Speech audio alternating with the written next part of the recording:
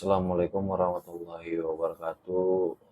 Apa kabarnya teman-teman injection molding di seluruh Indonesia? Baik eh, yang jauh ataupun yang dekat di daerah Jawa, Sumatera dan Kalimantan dan sebagainya. Ya, kita hari ini video kali ini saya tidak akan membawa atau menyuguhkan video yang memberikan uh, pembelajaran mengenai injection molding. Untuk saat ini saya akan uh, membacakan ya. Ini ada beberapa uh,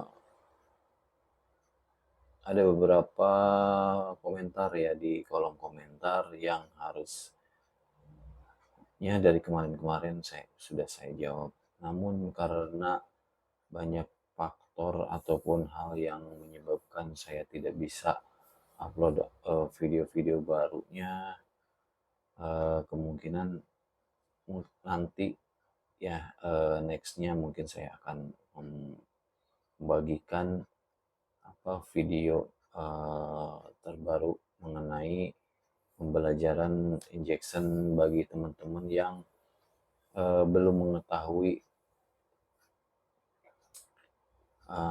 cara-cara ya ataupun solusi daripada mesin injection molding ya.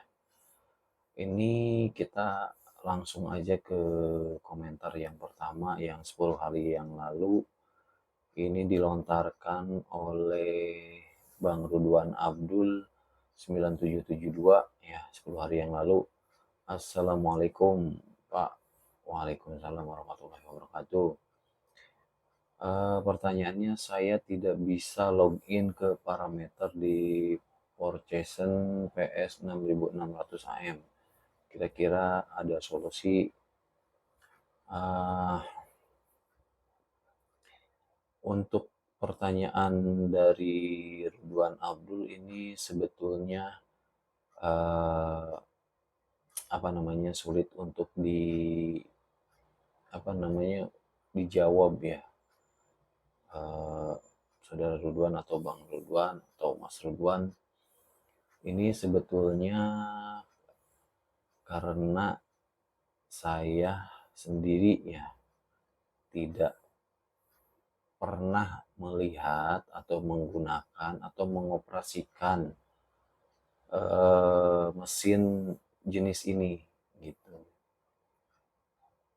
Jadi mohon maaf untuk pertanyaannya tidak bisa jawab secara pasti ya karena memang saya tidak pernah menggunakan mesin jenis ini. Tapi saya akan memberikan ya sekedar saran sedikit untuk Mas Ridwan Abdul. Mesin ini kan setiap mesin injection ini kan mempunyai karakternya masing-masing ya. Di monitor kita bisa melihat di sana apakah ada ya semacam permintaan password ataupun kunci ya di luar gitu. Ada kunci untuk masuk atau login ke monitor. Itu perlu diperhatikan oleh Mas Rudwan ya. Ini kenapa tidak bisa login gitu. Nanti uh, dicek di monitornya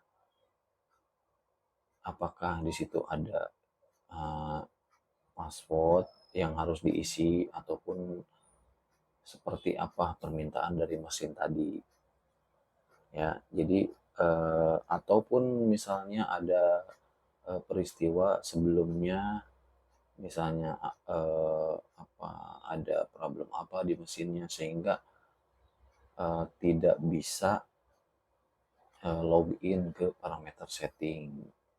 Ya yang saya ketahui mengenai apa, permasalahan ini, saya juga apa, di mesin Wujin misalnya ya, di mesin Wujin itu ada semacam kunci yang gambar apa, kunci di situ, gambar kunci gembok lah.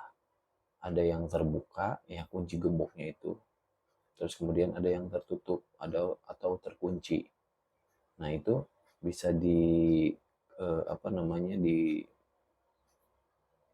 diputar ke kiri misalnya untuk membuka, diputar ke kanan untuk mengunci. Terus itu kuncinya bisa dicabut. Nah, jadi tidak ada sembarangan orang yang tidak berkepentingan itu bisa menyeting ya, melakukan apa, pergantian parameter setting pada saat itu tanpa sepengetahuan eh, PIC ya, PIC mesin tersebut ataupun atasannya, atau misalnya sama leader atau supervisor atau manajernya bahkan ya, kunci itu dipegang gitu. Jadi sebelum apa namanya, itu mesin mau apa, mau running ataupun mau produksi itu untuk sementara apa, dinyalakan dulu. Setelah setelah apa namanya, berjalan dengan eh, baik mesinnya, nah itu bisa dicabut kuncinya. Nah itu nanti si monitor itu semuanya jadi kayak ngeblank, bukan ngeblank sih, jadi angka-angkanya itu tidak bisa disentuh ya di monitor sentuhnya itu, di monitornya. Jadi tidak semuanya bisa menggunakan itu, ataupun passwordnya itu bisa juga di situ ada minta password misalkan, passwordnya dimasukin apa, baru bisa kita merubah parameter ataupun angka-angka yang kita inginkan. Seperti itu ya, Mas Rudwan. Jadi kalau misalnya apa namanya, yang diungkapkan saya ataupun yang disarankan sama saya kurang puas jawabannya ya, kurang puas jawabannya, mungkin Mas Rudwan nanti bisa komunikasi lagi ya lewat WhatsApp atau WA ya, yang sudah saya simpan di deskripsi eh, apa namanya, channel saya. Oke begitu ya Mas Ruban. Mungkin teman-teman yang senior yang ataupun teman-teman yang sudah atau sedang ya menggunakan mesin jenis ini, silakan di komen di kolom komentar. Silakan dibantu temannya yang ada problemnya. Terima kasih untuk Mas Ruban. Terus kemudian ada dari Cah Ngapak Bumen ya, 2 bulan yang lalu memberikan eh, pertanyaan. Oh bukan pertanyaan, ini sebetulnya bercerita ya dia. Ini katanya masih teringat jelas jenis-jenis NG atau defect di proses injection seperti short mole, bari, bending, black dot, white line, dan lain-lain. Pengalaman sekitar tahun 2000-an di QC injection line. Baik, terima kasih untuk Cah Ngapak Bumen. Ini kayaknya eh, orang Kebumen. Ya, halo Mas dari Kebumen. Eh, betul sekali untuk defect-defect atau ya mungkin yang punya pengalaman di tahun 2000-an itu eh, ya mengingatkan saya juga di tahun 2010 saya baru terjun ke dunia injection molding ini. Ya di awal itu jadi apa, jadi setup mall, jadi setup mall di situ baru Terus kemudian ada dari Yanwar Eko Setiawan 2 bulan yang lalu juga, kurang detil, masih banyak yang disembunyiin, komentarnya seperti itu. "Lemes amat, udah makan belum?" Katanya gitu kan. Sebetulnya gini Mas, Yanwar ya, ini saya ini kan, apa namanya, membuat video itu kan, eee, terbatas sama waktu gitu ya. Jadi nggak bisa panjang-panjang gitu, nggak bisa ini. Ya mungkin teman-teman ataupun yang menonton juga akan merasa bosan ya apabila, apa namanya, satu video itu panjang banget gitu. Mungkin merasa bosan ya, mungkin di-skip ataupun apalah ya, bisa terjadi seperti itu. Nah, terus kemudian kalau bicara mengenai, kedetilan ya, atau mau, apa bahasanya, kalau kita mau membahas masalah, injection mold, ini kita perlu banyak waktu yang harus apa namanya, yang harus dipakai ya, karena memang panjang lebar ya, kalau misalnya ngomongin masalah mesin injection molding ataupun masalah problem-problem di mesin injection molding ya. Mungkin teman-teman yang sudah, berpengalaman ya puluhan tahun gitu di injection molding, mengerti lah masalah ini. Seperti apa, perjalanan dari nol sampai sampai puluhan belasan tahun ya seperti itu. Oke, terima kasih, buat Mas Yanwar ya atas, atas komentarnya. Terima kasih. Terus kemudian dari Kisandega nih, tanya dong dapat mesin step apa? Saya dapat mesin step. Tanya dong, saya dapat mesin step injectionnya cuman seg 1, seg 2, seg 4. Kenapa tulisan seg 2-nya tidak ada? Nah, ini eh Mas Ki Sandega ya, 5 bulan yang lalu, mohon maaf ini baru saya balas melalui video ini. Ini sebetulnya, kita lihat dulu ini mesin apa, saya harusnya dijelaskan ya, mohon mohon, apa, penjelasannya ini mesin apa gitu. Kemungkinan, seg itu mungkin step ya, step 1, step 2, step 3, step 4 gitu ya. Jadi gini, kalau misalnya, eee, step 1, step 2, terus step 2-nya nggak ada, ya saya juga kurang kurang tahu tuh itu kenapa bisa ini. Soalnya saya kan tidak bisa, apa namanya, membayangkan ini, seperti apa di monitornya gitu. Siapa tahu aja misalkan, apa, di mesinnya sudah dimodif ataupun di mesinnya di apa, di PLC-nya tidak ditimbulkan atau tidak dimunculkan seperti itu. Misalkan dari satu langsung loncat ke 3 karena misalkan di step 2-nya itu, apa, sensornya mati, itu bisa terjadi ya, itu bisa terjadi. Jadi, untuk Ki Sandega itu coba dicek dulu di apa namanya, sama maintenance di situ, kok bisa kenapa ini, step 2-nya nggak ada gitu.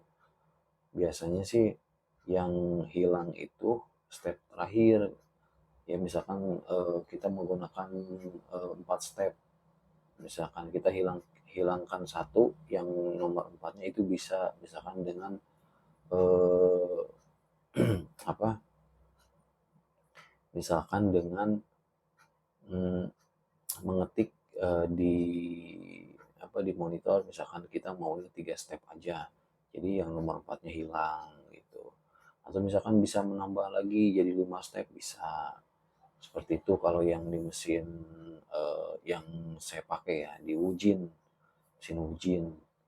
Kayak gitu ya Mas Kisandega, coba diperiksa lagi sama maintenance-nya. Terus kemudian ada Hozolo 7 bulan yang lalu. Om, kalau holding pressure-nya kurang itu efeknya apa ya Om? Terima kasih Om.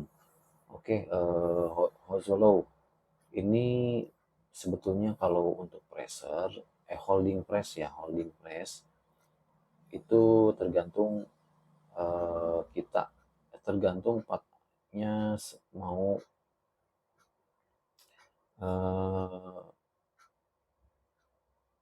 problemnya apa gitu partnya. Ya kalau misalnya holding press itu bisa misalkan untuk memadatkan produk bisa. Terus kemudian kalau simak itu kan kurang padat ya. Itu untuk eh, menambah daripada material yang masuk ke part supaya lebih padat gitu. Itu holding press. Kan di situ juga ada holding pressnya, terus di bawahnya juga ada timernya gitu. Timer atau holding time kayak gitu yang dipakai biasanya satu misalkan ataupun dua pressure ya, holding press satu, holding press dua, terus holding time satu, holding time dua. Itu tergantung daripada apa yang kita butuhkan untuk part tersebut gitu. Misalnya ya ini kurang padat nih eh, produknya, ya udah kita padetin di pakai holding press.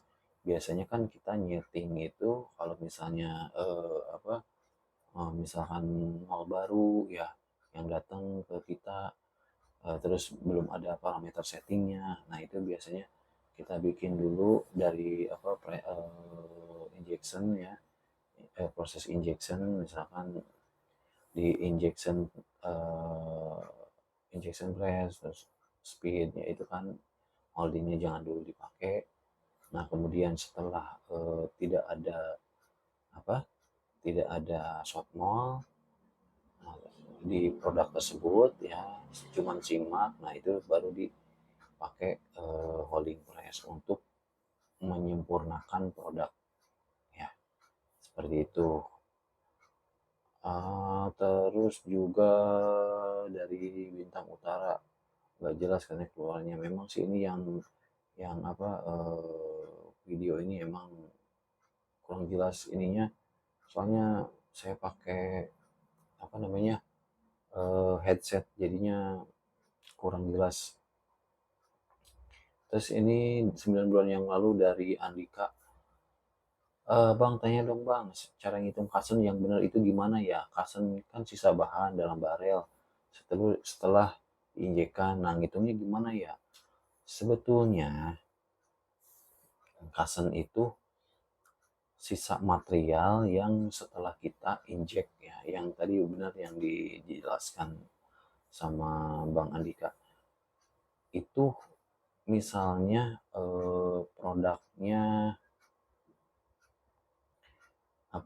produknya itu kecil ya, kita memakai materialnya sedikit aja dulu gitu kan.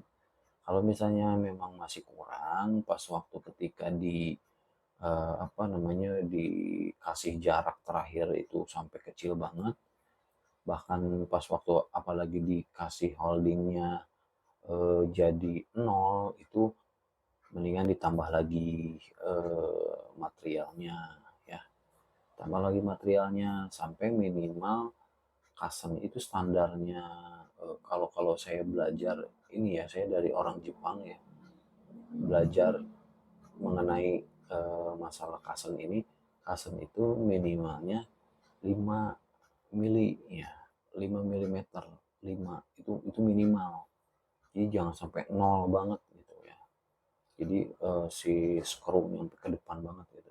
Itu harus ada eh, custom itu, angkanya itu minimal 5. Nah, juga terkadang ya ada juga teman-teman yang eh, apa namanya, mungkin berbeda apa sumbernya, berbeda sumber ilmunya gitu. Ada juga yang kasarnya tuh gede-gede ya, di atas 20, di atas 40, di atas 50. Sebetulnya itu juga jadi produk untuk cepat memadatkan apa produk ya.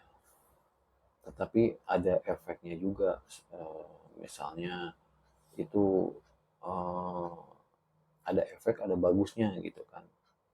Misalkan untuk pakai mode seperti itu, eh, pakai jenis, misalkan jenis ABS ataupun jenis yang apa, jenis yang keras, itu biasanya banyakkan silver karena terlalu lama di dalam barel gitu ya.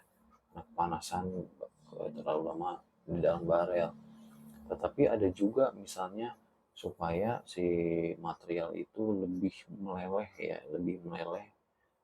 Eh, jadi pas waktu diinjeknya itu gampang gitu ininya. Jadi matang gitu. Itu sebagian juga ada yang berpikiran seperti itu ya. Itu sebetulnya tidak ada cara ataupun yang bisa dihitung caranya gimana apa menentukan customnya. Yang jelas standarnya yang saya pernah ya tangkap dari senior saya orang Jepang ya, itu minimalnya 5 milimeter gitu ya. Terima kasih Bang Andika. Terus kemudian ini dari Derio Baharudin, ini teman saya juga di PT ini, bagian engineering kalau nggak salah ya, 11 bulan yang lalu. Terus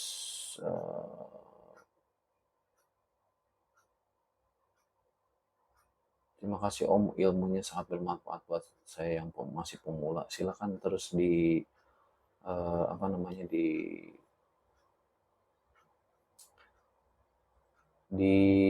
apa, dipantau terus ya setiap ada video baru saya, biar cepat jadi apa, lebih paham ya di masalah injection molding.